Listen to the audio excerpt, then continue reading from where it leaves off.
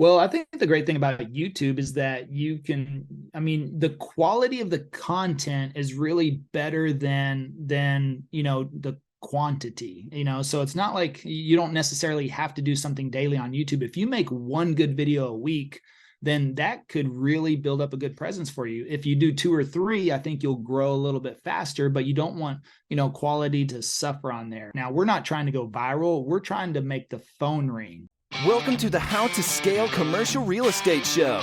Whether you are an active or passive investor, we'll teach you how to scale your real estate investing business into something big. Levi Lascsak owns the fastest growing and most viewed real estate YouTube channel in Dallas, Texas, and generates 3 to 5 inbound leads per day. In the last 9 months of 2021, their first full year in real estate, he closed 64 transactions, a total of $33.5 million in volume. Levi, welcome to the show. Hey, thanks for having me, Sam. Absolutely. The pleasure's mine. Levi, there are 3 questions I ask every guest who comes on the show. In 90 seconds or less, can you tell me, where did you start, where are you now, and how did you get there? All three in 90 seconds or 90 seconds for each? 90 seconds, all 3. Man. Okay. So, I was in the military. I did that after high school. I grew up in a small town, Stephenville, Texas, not milking cows or riding bulls, not much else to do there. So I had no money, and I figured, the military would be a great way to get some money for college. The world was at peace in 1999 when I joined. And then 2 years later, September 11th happened.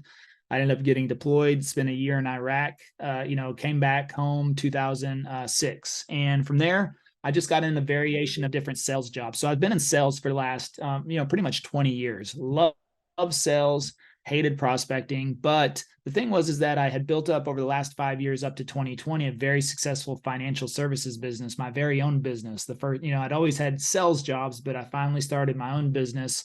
And then, of course, April of 2020, the world shuts down. So I worked with all the teachers in Dallas School District on retirement planning. And I had a teacher schedule, but like 5 times the teacher's income. So I was traveling the world. I went to 24 countries inside of 3 years. I worked 8 months of the year helping teachers. It was very noble, I thought, on retirement planning. And then both of those were completely taken away in 2020 whenever the world shut down, right? So I felt like I lost my identity at that time, and I was 41 years old. And so I was sitting there, probably like a lot of people, during the summer of 2020, asking myself, how do you start over without starting over? What's the next move? When are schools going to reopen? Would I even be able to go back to my business? Would it be there? And so those are some really tough questions I had to ask myself. And instead of watching Tiger King, I decided to, start researching and trying to figure out my next move. And I had a bunch of friends that have always tried to get me into real estate, residential real estate, but I never wanted to be a real estate agent because I pictured them as cold callers, door knockers, handing out business cards, shaking hands, kissing babies, and, bugging their friends and family. So I was like, that's not me. But finally, when I didn't really feel like I had any other options, I said, okay, if I'm going to become a real estate agent, then what I'm going to do is I'm going to try to figure out a way to attract business versus going into pursuit mode. And so that's what led me down the path of researching everything I possibly could. I stumbled upon YouTube, and I thought maybe there's an avenue that I could, create content on YouTube and attract clients. And that's exactly what happened. Man, that's really cool. I'm not really cool. The loss of kind of your other business and income streams and all those things. It sounded like you had a really good thing going that you had built there. And that's always painful, that transition period. What were some things though? You said, okay, I'm going to go down this rabbit hole, but I'm not going to do it in the traditional sense of, like you said, going out and kissing babies and, filling out thousands of forms, because that stuff is mind numbing. But what did you do to educate yourself on building the platform that you have? Like what were the things that said, hey, there's some success clues here that I can both replicate and do better? Well, I believe you can hyperlearn any subject in 60 days. In this day and age, no matter what you want to do, I don't care if you want to be a multifamily investor, if you want to be a residential real estate agent, if you want to be a postcard marketer, if you want to be a plumber, even a plumber. I think if the information is out there, you could hyperlearn in 60 days enough to make yourself more dangerous than almost 99% of the people in that field.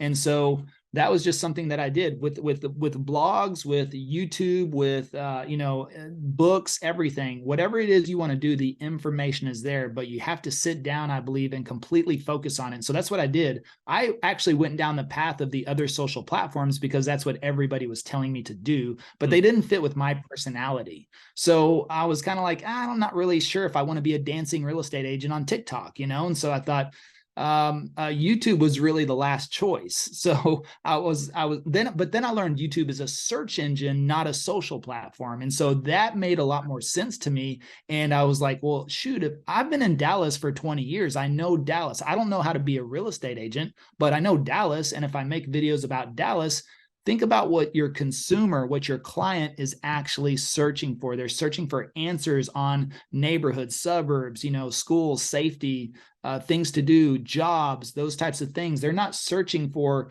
they don't care if you know how to write a contract. They assume you know how to write a contract. So I didn't have to make a video about, hey, here's how I write a contract. Here's how I'm such a great real estate agent. I just started making videos about Dallas, which I knew the areas, I knew the suburbs. I've done everything in Dallas. I've been all over the place. And I have friends that live in every area. So I can, I've had discussions with them. So I was like, I'm just going to educate people on Dallas. And so that started to make sense for me. That was something I saw myself doing. And this can apply to any industry. I mean, that's why we wrote the book, Passive Prospecting was for that matter, is that it doesn't matter if you're a plumber, electrician, investor, you can have your clients, your next client will be at your fingertips if you're creating content and letting that content prospect for you constantly. It doesn't mean you need something right this second, but whenever it's time, they'll be there at your disposal. I like that. That was gonna be one of my key questions for you. Was I think a lot of people struggle because content. Yes, you have to be creating content. I think in today's environment, if you're not creating content, you're playing 20 years behind the rules. But Yep. even so, a lot of people struggle, myself included, even with a daily podcast or almost daily. It was daily for several years, and now it's 3 to 4 times a week. But even so, we still struggle with that idea of like, what do I talk about? What do we do? What do we post? How do you establish and continue to generate meaningful content that people want to engage with? Well, I think the great thing about YouTube is that the quality of the content is really better than the quantity, so it's not like you don't necessarily have to do something daily on YouTube. If you make one good video a week, then that could really build up a good presence for you. If you do 2 or 3, I think you'll grow a little bit faster, but you don't want, quality to suffer on there. You look at, everyone talks about Mr. Beast right now, which clearly he's gained a lot of momentum, but he said, he tries to make the best video he can once a month, and clearly whatever he puts out is going to attract. Now, we're not trying to go viral. We're trying to make the phone ring. So I think it's those types of things, for me in residential real estate. I've got a ton of suburbs in Dallas, and those suburbs break into neighborhoods, and those neighborhoods break into, things to do. So if you just start kind of like breaking it all down, actually build a plan. If you treat these platforms, especially YouTube, like a hobby, they'll pay you like a hobby. If you treat them like a business, they can pay you like a business. And so that means actually to say, okay, how could I write down 100 content ideas? And you probably could if you actually sat down and just thought about it. Well, first of all, it's easy for me. It's every suburb, and then every neighborhood in every suburb, and then every county. You could break it things, and I would have tons of content. If you're in multifamily investing, it could be how do you find a deal? How do you structure a deal? What do you do? How do you find the capital? How, it could be how, you could, there's a website called Also Ask, or Ask Also, I think, Also Ask. And so you could type in anything. You just type in multifamily in there, and it'll give you 100 questions that are very commonly asked whenever it comes to multifamily. And so that could be your first 100 videos right there. You could go on several websites, Ask the Public, the same concept. You could go look at other channels. Other channels are very simple. Find some very popular channels, sort their videos by most popular, and see which topics are really, getting a ton of views. I'm not saying copy them, but it should provide you some inspiration to say, okay, well, this person made a video about this suburb, or, how to structure a multifamily deal.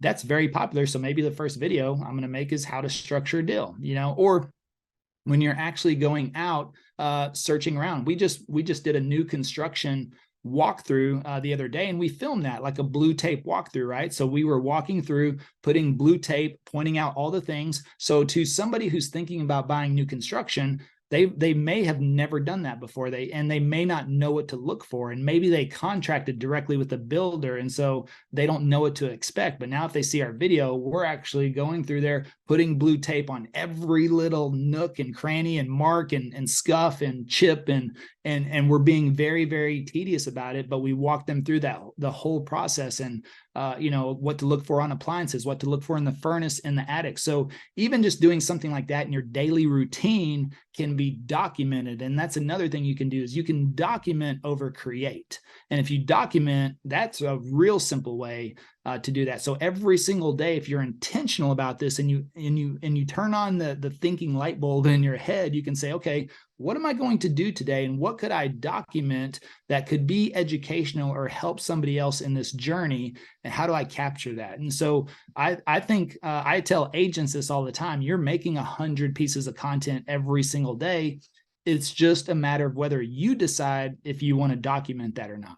So a lot of agents will go to an open house. They hate to do open houses because they're like, I sit there for 2 hours and nobody shows up and it's a waste of time. But it's like, yeah, but while you're in the open house, number one, you could do a property tour on video. Then you could go to the kitchen and make 2 or 3 videos just about the kitchen. Like, what is this? What is that? How does this work? What you should look out for. You could go to the bathroom. You could go to the bedroom. You could go to every little section of the house and think about things. Or if you find something that, oh, this home is for sale, but I would never buy it because of this, or I would buy this house just because of this feature. So there's ways to do that. And inside that 2-hour window, if nobody does show up to your open house, which means you didn't market it effectively in the first place, but if nobody shows up, at least you're there making content, and you could make probably 20, 30 videos, at least short form. And then you could even make one entire long form video around the whole, and then you could be good for another week or 2 on your content just from that one little 2-hour window.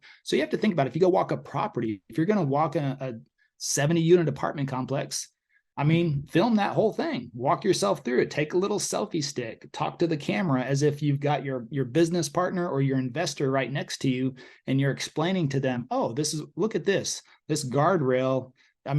It looks like it's attached, but whenever you touch it, it's not. So there's just every little thing that you are thinking about how you do your business and your process, could turn into content. Right. No, I think that's really great. And I like that mindset shift of document versus create. I think that's for a lot of people. I'm not a very creative. I just don't have that bent, but I can document. I can tell you what I'm doing. Yeah. That's a lot easier than going, gosh, like, let me be super creative. These strategies, I would argue, are the long game. And it seems like you, though, have found a way to kind of crack the code and truncate that long game into something. In order to go in and do what you did in 2021 in transaction volume, using this as your primary marketing method, took some real kind of insight into how to crack that in compressed time frames. How did you do that? Or timelines, I guess I should say. Well, I researched the platform for 60 days before I got started. I filmed for another 30 days before I ever published. So I filmed a month's worth of content before I ever published the first video. So I would be scheduled a month ahead on my content. What that does is that relieves pressure. And then also, if something were to come up, which of course, anytime you start something, life happens, health happens, family happens, real estate happens. And then you start making excuses. Well, I can't film this week because I'm busy, or this came up, so I can't. And well, I didn't worry about that because I was already a month ahead. And then that month I was ahead, I started filming the next month's worth of content. So that way, if any little pebble got in my shoe and maybe I did miss a week or a day, I wasn't scrambling trying to produce the next content. The other thing is I noticed in my market, there were a couple of agents on YouTube, but they were only doing 1 video a week. So I thought, well, if I'm ever going to catch them or even pass them up, I'm going to triple their efforts. So I also committed to myself to do 3 videos a week.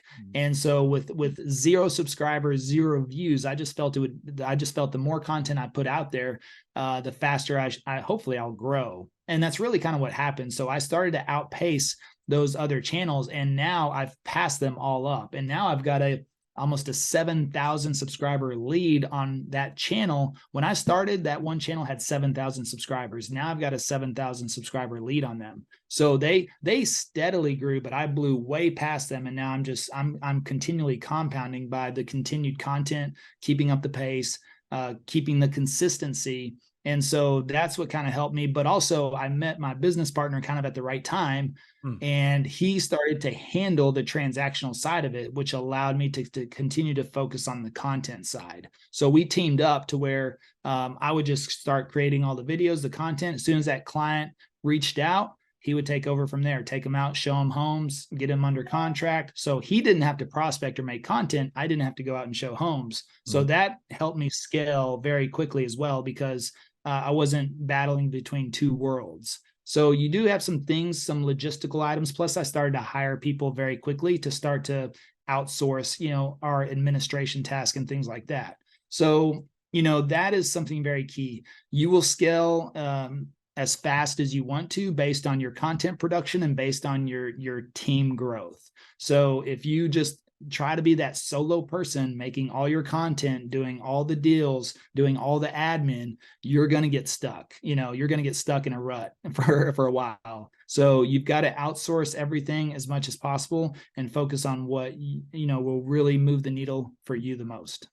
Yeah, that was gonna be my question, was how did you kind of balance those 2 worlds? And I think you answered that, which I think is, and that's a very common, I think thing I see it in a lot of real estate and a lot of real estate teams and or partnerships, where there is one person that's handling either the outreach, the investor outreach, the whatever you want to call it, and then there's the other person that's handling more the business actually doing of what it is that the business was set up to do.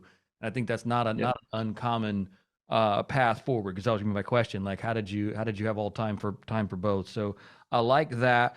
At what point in time did you bring on people that were doing all your own video editing and posting all this stuff? I mean, again, that's another just kind of task heavy, there's just not very much return on anything in that side of handling what you're doing. So how long did it take you before you were able to bring somebody on in that role? I knew that from the beginning, and I've never edited a video.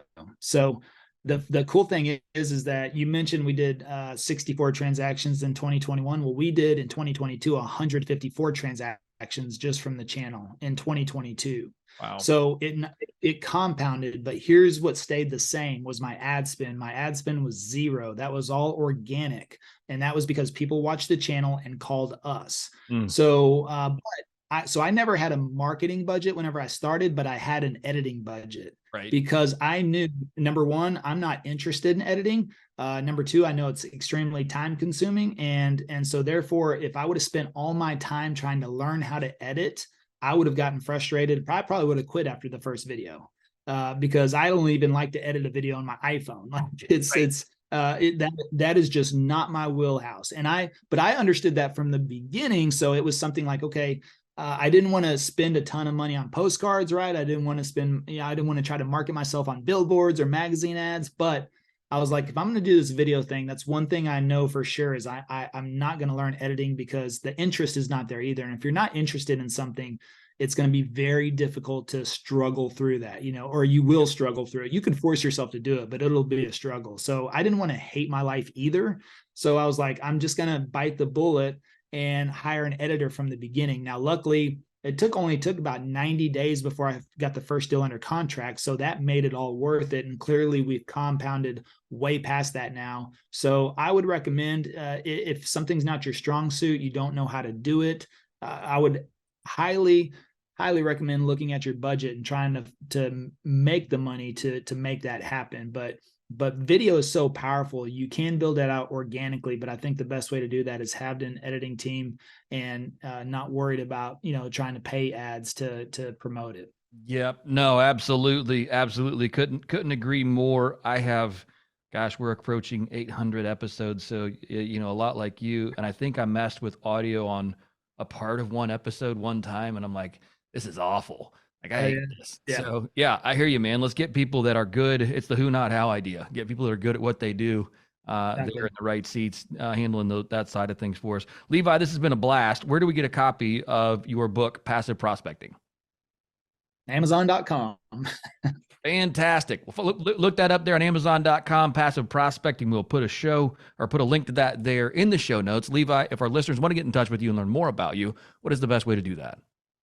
Yeah, passiveprospecting.com. We got a lot of great information on there. And then you can hit me up on Instagram if you want as well, Levi Lascsak. Levi Lascsak, and we'll make sure to put the spelling there of Levi's last name there in the show notes. And Levi, thank you again for coming on today. I certainly appreciate it. Thank you.